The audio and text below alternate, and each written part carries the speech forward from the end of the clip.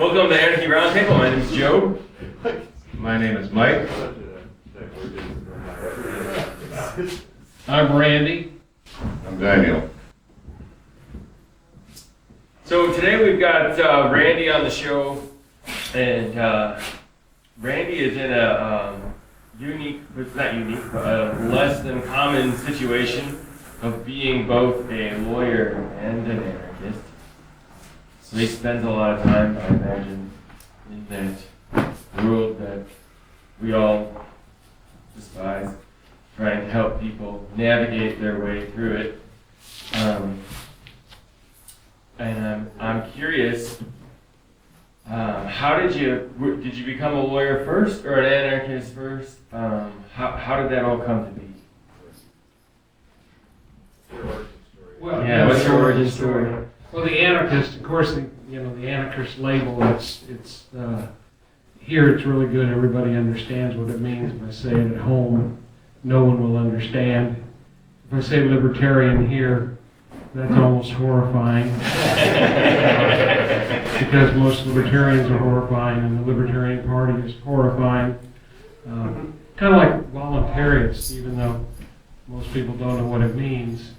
But it doesn't seem to have been very co-opted. It seems to mean what it... Although we are using the logo. Yeah, you are. So I really like that, because the idea that all interaction should be voluntary dovetails perfectly with the non-aggression principle.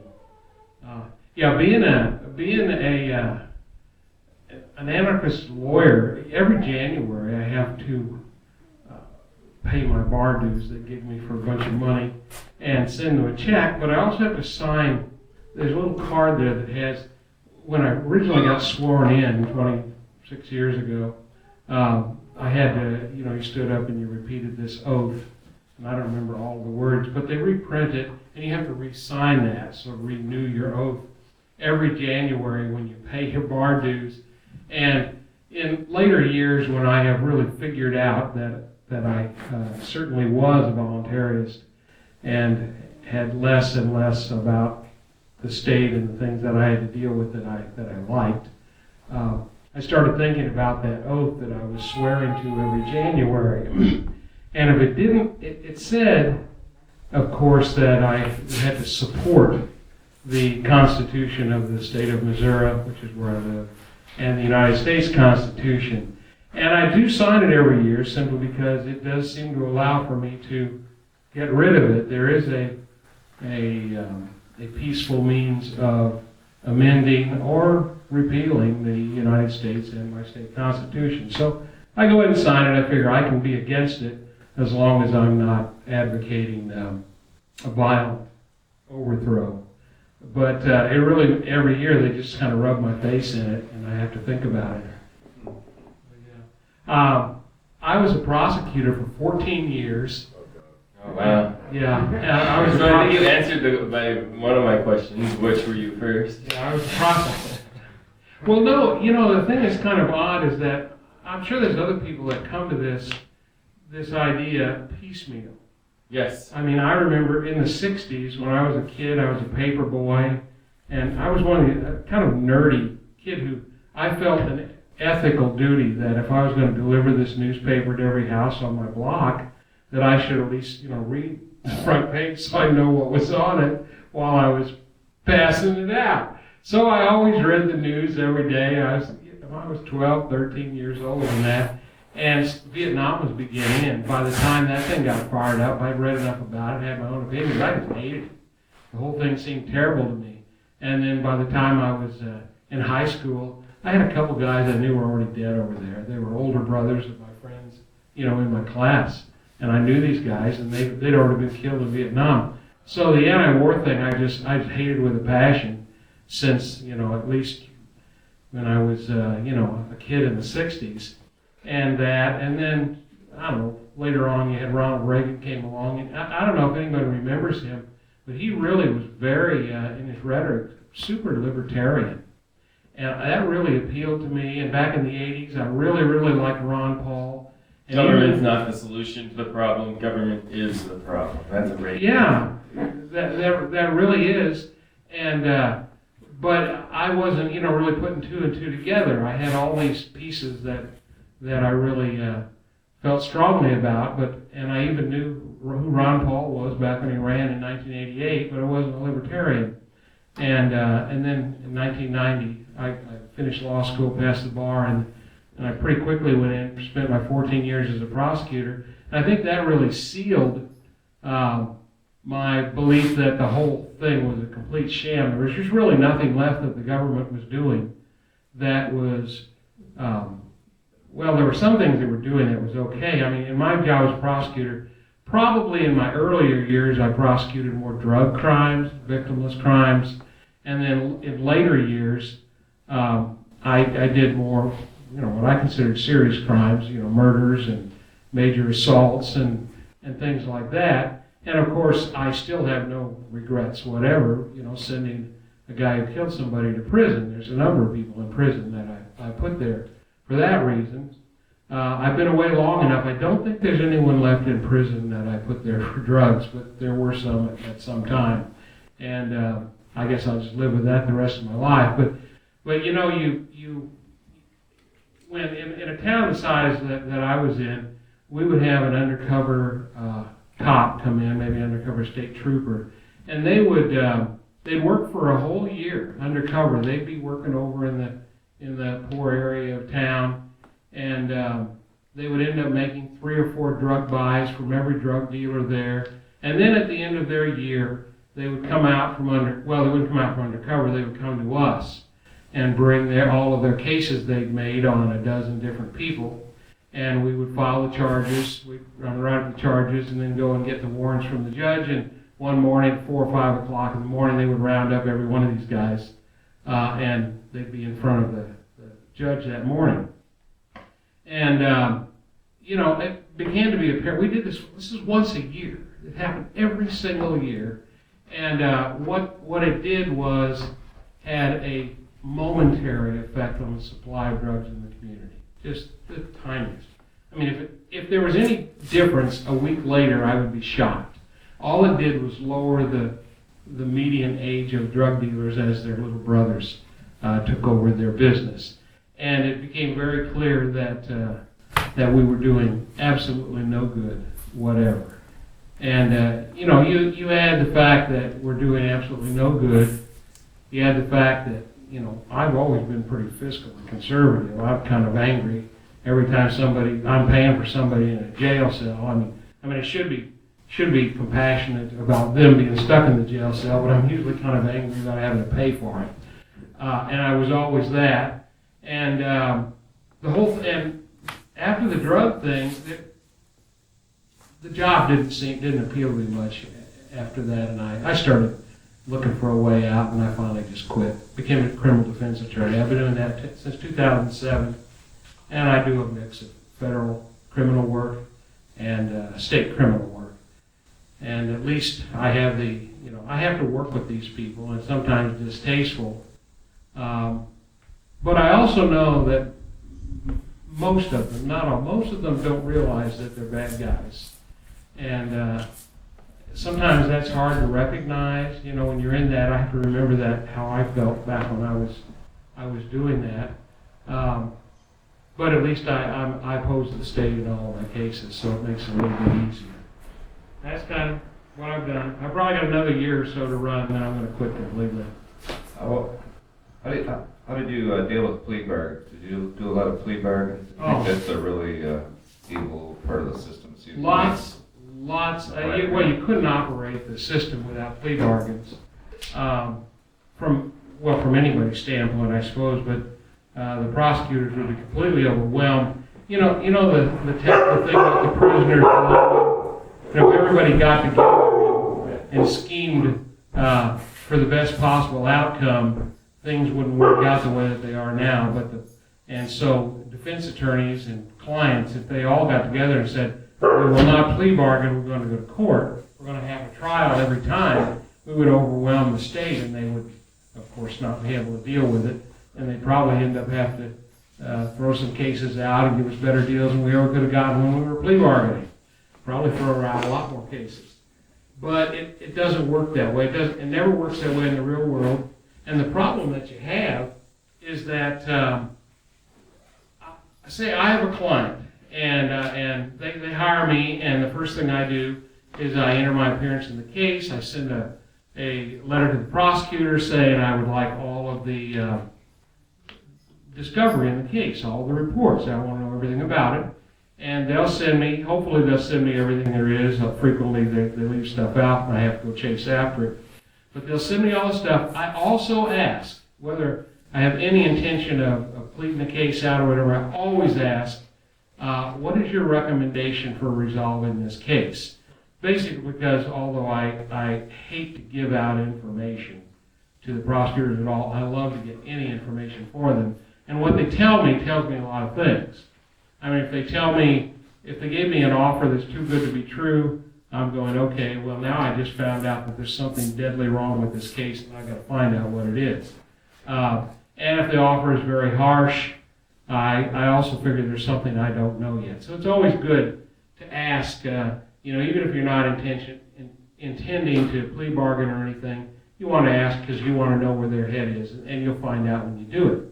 But after you get that, you go through all of the reports, you comb through the whole thing, you research every issue to see what you can beat, where the holes are in this case. And I want something, if I can have something that's really big, I can get this case just dismissed. I just take it to the prosecutor.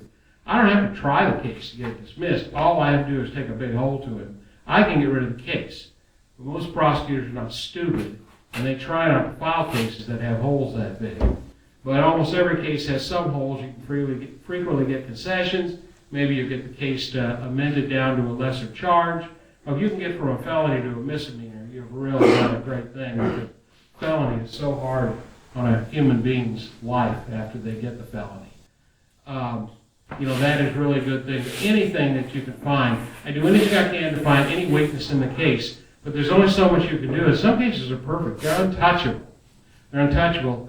And after I get that evaluation done, then I go back to the prosecutor and start, screwing them down from their original offer and get the very best thing that I can. Can we lower this, dismiss this, or can we mitigate the punishment? And if the case is really, really strong, sometimes the only argument I have is that, see what a nice kid my client is. I mean, he's got no record or anything. Come on, give him a break.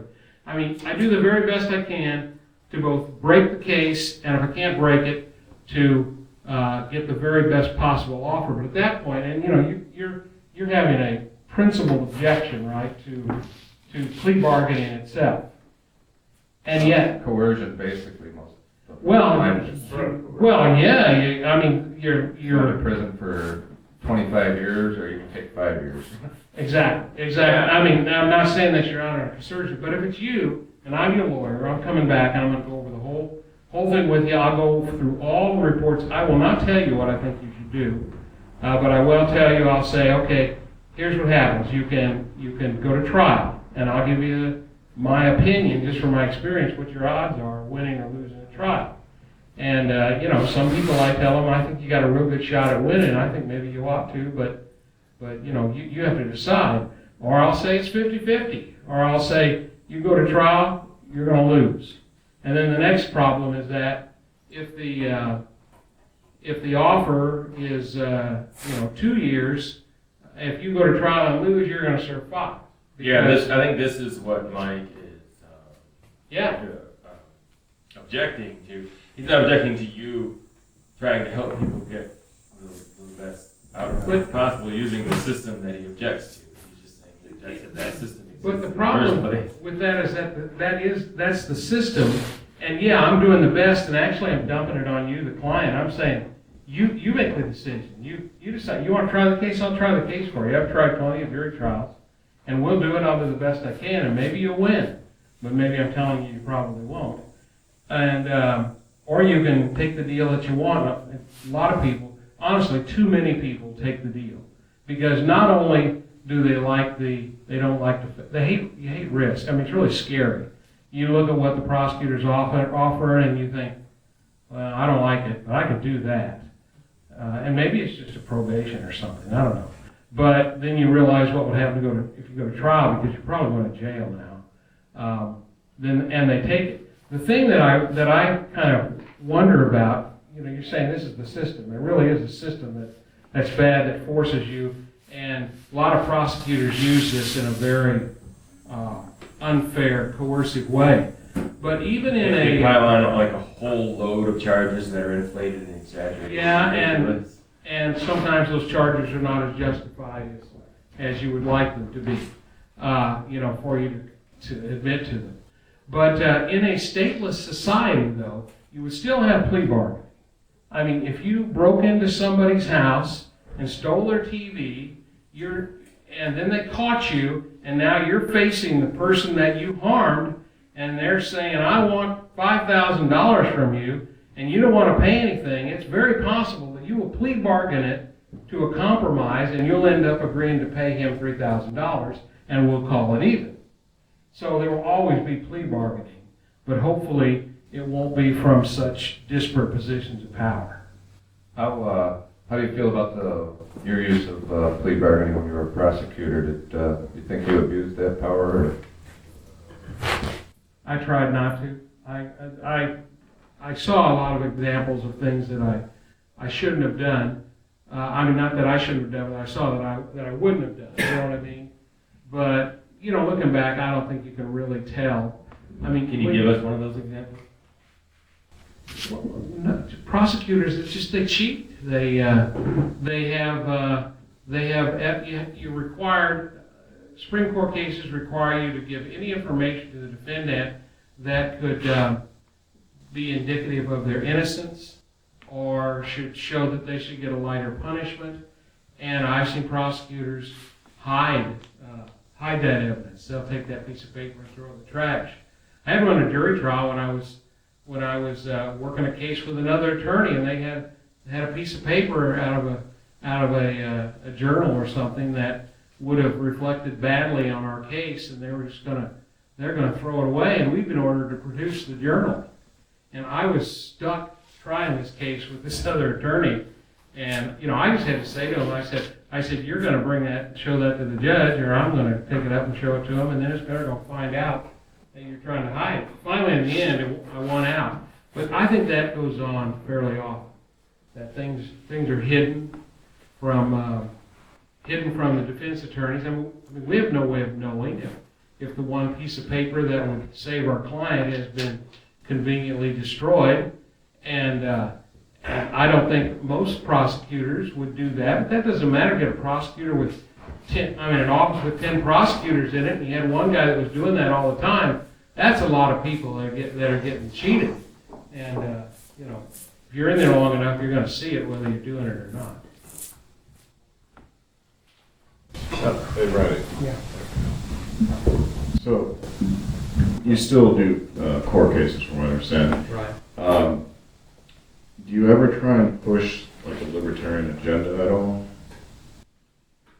How would you do that? Yeah, well, it's kind of funny. I have people call me that have a case, and they tell me that the reason they called me is that they knew I was a libertarian lawyer.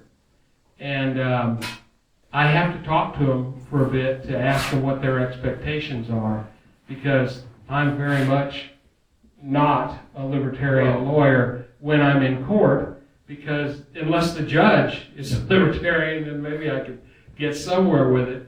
But I as long as I'm in this profession, I'm in their courtroom.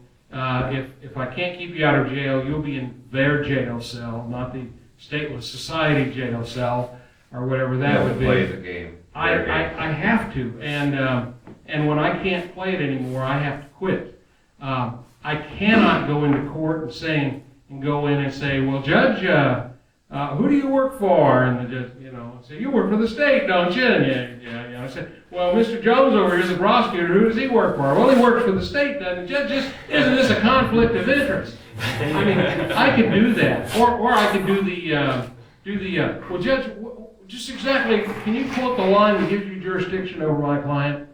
And all of that stuff.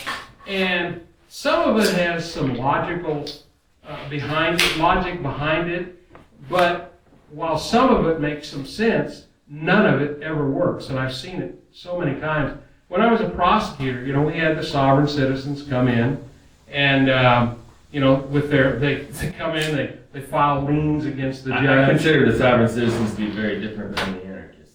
No, but they're really big on saying the right words and filing the right pieces of paper, and no matter who's doing that, it doesn't work.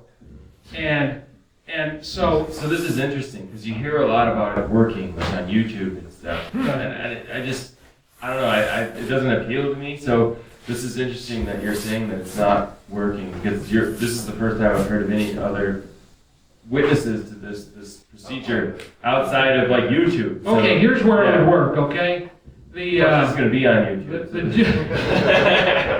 judge. I mean, the governor has this nephew that just got out of law school and wants to do him a favor, and so he puts his nephew with a circuit court judge, and you're the first person that appears before this newbie judge who's went behind the ears. Yeah, it might work for him, but any judge that's been on the bench for a couple of years, you're not going to get anywhere. If they're kind of a decent judge, they'll just sit there and listen to you, pat you on the head, and send you on your way with the same result as if you kept your mouth shut.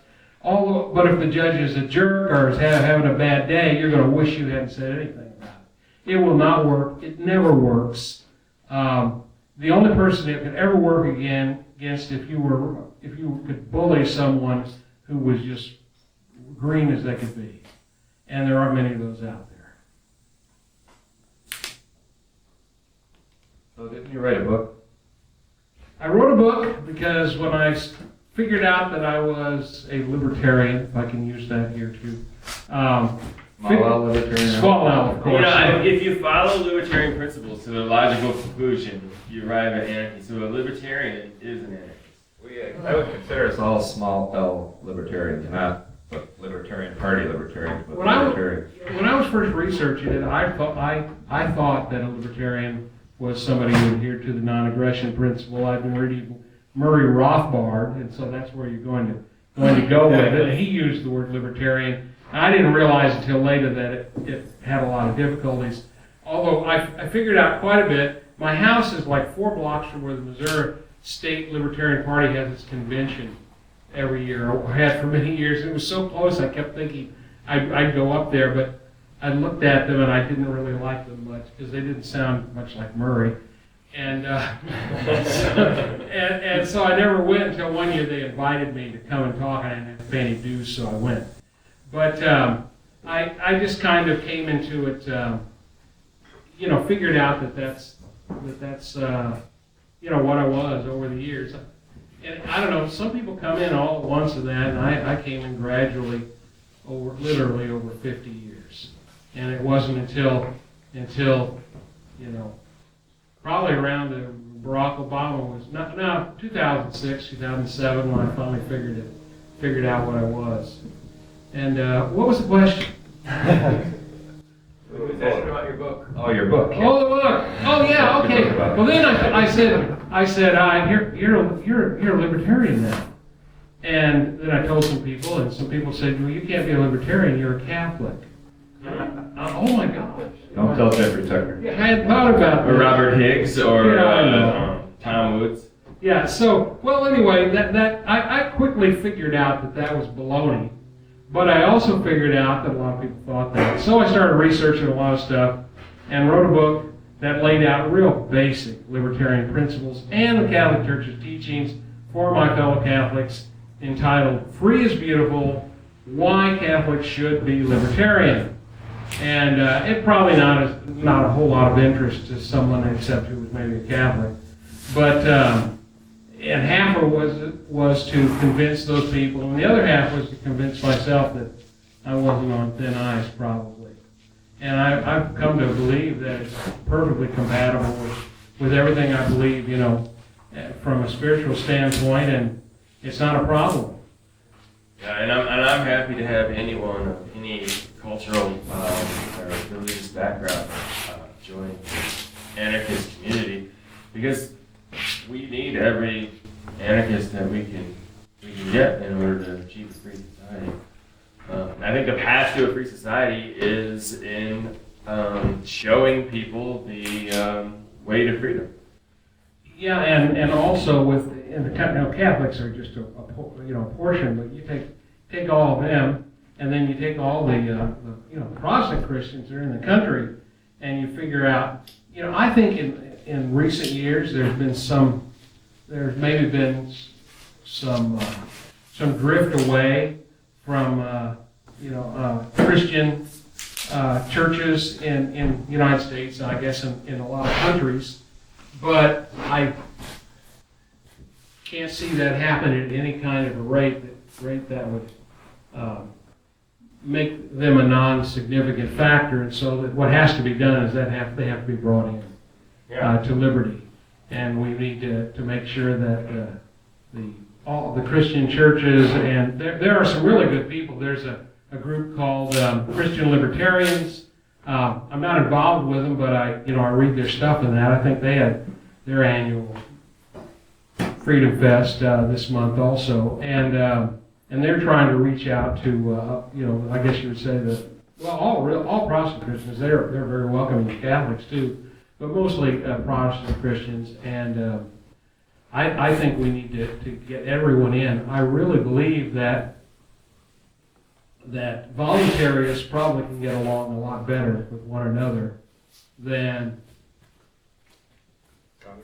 No, I have much more in common with a voluntarist atheist than I have with a garden variety atheist. One of our, let me pause 1 second. One of our arborist vendors is leaving. I wanted to get one of those berries off you, please. As long as we're mentioning agorist vendors, I want to. Yeah. Voluntaries too. I have a jar of salsa from the Free House. They donated it to me to sponsor the show. They would like me to tell you that it's delicious, and I've had it, so it is. So I feel comfortable in saying that. And I think they're still here. They're in the path along the woods in the back, and they have chips to go with it. I highly recommend it. They have different levels of heat, and there is some mango salsa to go with it. Corn, yeah. Delicious stuff. Highly recommend it. What are you selling here, sir? I'm selling miracle berries that I grow over at my homestead. Miracle berries. Yeah, they're a special kind of berry native to West Africa. Sorry. Am I going to get high off of this? Well, you'll taste trip. So anything that tastes sour to you is going to taste sweet for about 30 minutes. And it only affects your taste buds. So they're sending a different signal to your brain. Like a quarter of it? Or? Yeah, you can just eat a little bit of it and keep it chilled, and then eat the rest later if you want. Where's your homestead at? It's in Richland, Michigan, so about 30 minutes from here. Do you sell this stuff anywhere else, or? I'm getting everything in gear to do that, so I can be found online. You probably know me on Facebook, so if you need any more. Can you send me a link for the show notes? Sure. And post something on the MPLF page when you. Will do. Thanks. Okay, where were we? That was fascinating. Makes your taste buds flip. You think I could eat a piece of this bean and then I wouldn't have to sweeten my tea? Exactly. Really? If you have lemon in there, you need something sour. Oh, okay. So you add a few. Have like a lemon or something. Yep. So I can drink some Jolly Pumpkin sour beers, and they'll taste better. Or they'll be overwhelming if they're super sour. That was a very interesting interruption. I just want to remember where we are. So Randy, I have to ask, still as an employed lawyer, during the jury selection process, do you still, from what I hear, and I don't really know, but do you still, not you in particular, but the lawyers involved, do they still pick just generally dumb people? Wait, they've done people for what? For jury Selection. Well, I know Fiji people will, of course, encourage people always to go to jury, be on the jury, but they say that the jury is composed of 12 people that are too stupid to get out of jury duty. Is that untrue? But not really. As far as when you have they call it the voir dire, where you question the jurors, ask them questions. There may be 40 of them sitting in the courtroom before the trial starts, and the way that we did it in our state system, the lawyers got to ask questions of them. Sometimes the judges do it. But you're asking them questions, you're trying to find whether a person would be biased against your case. And so if you're a defense attorney, you know, you might not want to pick the three ladies whose husbands are city cops when the main witness in the case is a city cop. And those issues of, there seem to be too many things that come up, real reasons why you would be afraid of this juror, no matter which side you're on. And I always found that I was probably short on the number of strikes that I could make to get rid of people off the panel. I barely had enough strikes to get rid of the people that had real, true biases that could go against my side or my client. Are the strikes biased in favor of the state? Do they get more? No, each side gets the same number. And so I get to throw off, you know, like 6 people, well, yeah, off the panel, and the other side will get to do the same, or whatever the number is. And it's different in different places. But to get down to these kind of, I guess, trivial things where you would be working on just classes of people, you know, like, well, I would like to have dumb people. Most of the time, you don't have the luxury to get down and start striking people just for their general stupidity or your prejudices against their economic group or something like that. I mean, you might do that if you had the luxury of doing it, but you just don't have enough strikes to actually do it. So most of the time, it doesn't get to that. The other thing I would like to say about that is, just before we came up here, we had, or actually an hour before we came up here, we had a talk about the Milgram's experiment. And you might have a very intelligent juror who doesn't want to be a juror, but they are, like, the courtroom is like this massive aura of authority. Yeah. And it's very difficult to, for the person who had to ask permission to go to the bathroom for 12 years, it's very difficult for someone like that to stand up to that authority if they don't want to be a juror. And I think we have a question from the audience. Come on up. No, come on up. We're podcasting here, so if you want to be on the podcast and not have some dead air in it, you got to get on the microphone. What do you have to say about jury nullification? Jury nullification is great. It's, you know, one of the, I mean, you can use it to get rid of things that you don't like victimless crimes and that, but just as a general principle, you have, but in jury nullification, well, the deal with jury nullification is that the jury is told in no uncertain terms by a judge in every jury trial that I will give you the law in this case. I will instruct you that if you decide that X, Y, and Z happened, then you will find this person guilty. And the judge is free to give those instructions, and the jury is free to ignore them. Well, the jury is not told that they're free to ignore them. They're not told that. They are. They are free to ignore them. The reason they're free to ignore them is because of the Fifth Amendment prohibition against double jeopardy. If the jury acquits you and then the Court of Appeals finds out later that the jury was just ignoring the instructions, they can't order a new trial. So, in other words, the jury is not really allowed to do it, but they're definitely allowed to get away with it, and they cannot be punished for doing it. And basically, a jury nullification means that the jury is allowed to judge not only the facts, but also the law, if they don't like the law. And the reason that I think it's so good, say you have, 535 idiots in a big town on the East Coast decide, have a law, and they're passing this law, this is what you have to do, and, hundreds of millions of people have to do it exactly this way. And then somebody somehow violates this law technically in my town, and in many cases it just logically seems like that could be really unfair. Like, how could they in Washington, D.C., did I say Washington, D.C.? Okay. In Washington, D.C., pass a law, that was supposed to fit hundreds of millions of people at all times and all places and still be fair, because everybody wants it to be fair. I mean, come on.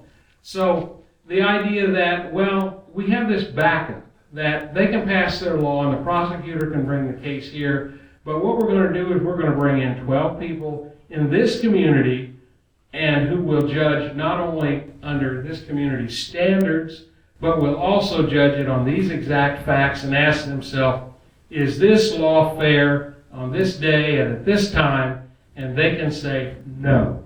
And I think the system that's in place is designed to cover up the idea that the jury can do that last thing. Yeah. The idea that they can judge the law itself. And so that's where the jury nullification advocacy comes in. What we would Is to like- allow the jury to know that they can judge the law itself. You can get in trouble for telling people about jury nullification. Well, only if you're right in front of the courtroom and they think that you're tampering with juries. You have to be very careful about how you do it. Maybe you could tell us a little bit. Well, what we'd really like is for the judge to tell the jury, just be totally honest and say, this is what the law is, and this is what I'm asking you to do. If you find this and this and this, you should find him guilty. But it is also your privilege to judge whether that's fair in these circumstances, and if you don't think that he should be found guilty, you can vote not guilty.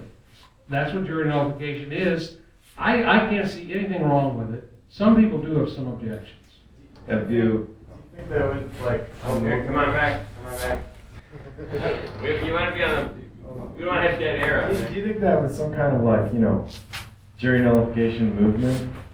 Like we could change a whole lot of things and push things in the directions we want them as communities versus the higher up, I think You know we what can I'm saying? change the shape of society if people actually thought that way.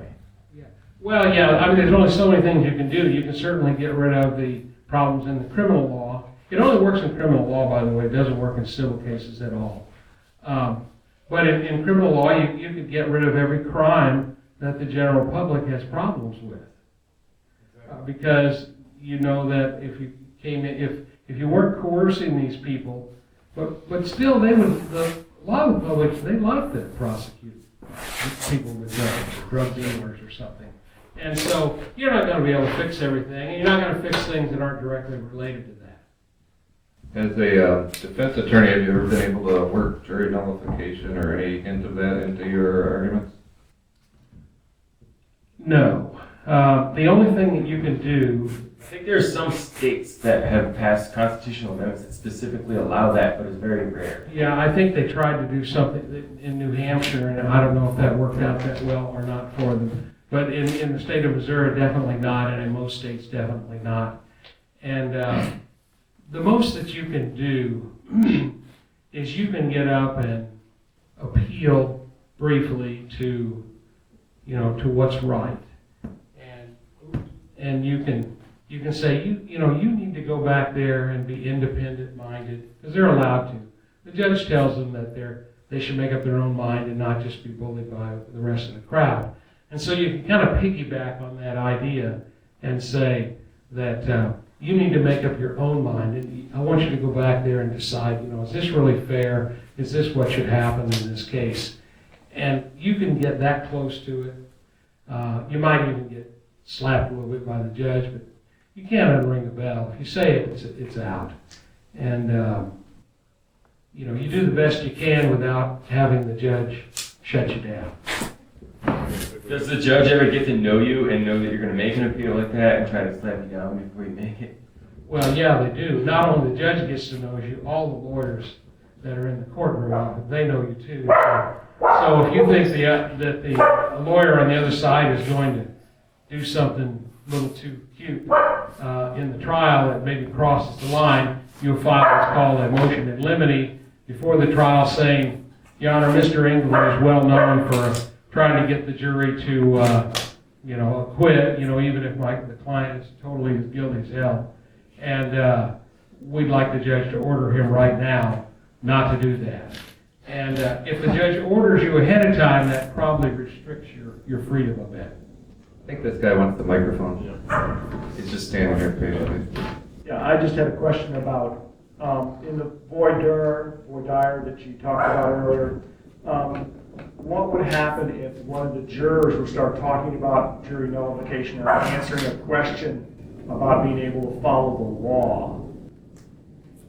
Yeah, the problem that you would have with that is that if they were talking jury nullification, they're in front of the judge, and that my assumption would be is that this juror is now lost.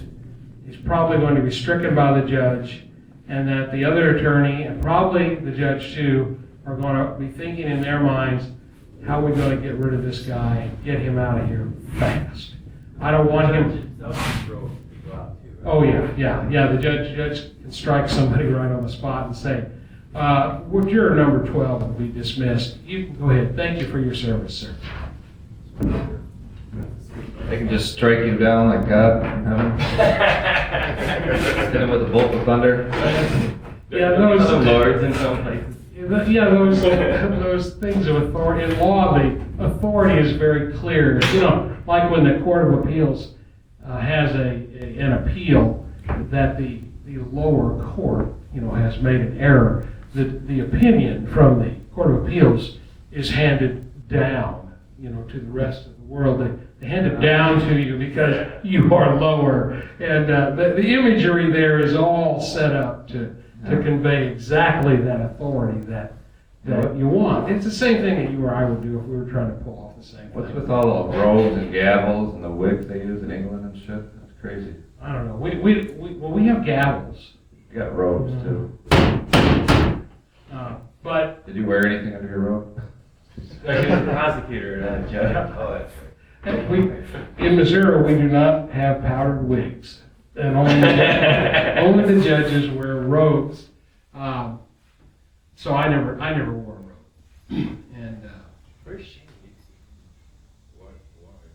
well. Yeah, the next So I think I answered the question about jury nullification, or was there more?